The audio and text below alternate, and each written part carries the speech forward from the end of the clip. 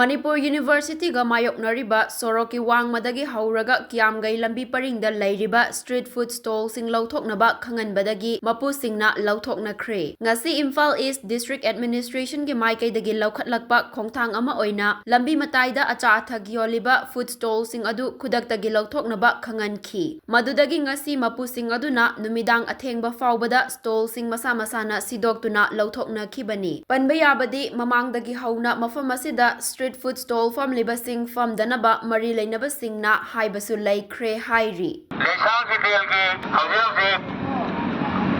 Leisang Fidel asigi nakalda haibadi sorokina nongpok kakba saita hotel family ba lokal family ba retail family ba haipum na mga si asipang mapal asida pudak tatok pa order mana matung inna haiba lokal family ba retail family ba hotel family ba sinasi atu matanda Louthok pinabahay na District Magistrate Imphal East Loinana Ilbong Police ke mai kaidigahanan na kaman paujan siptang laksari haiba sida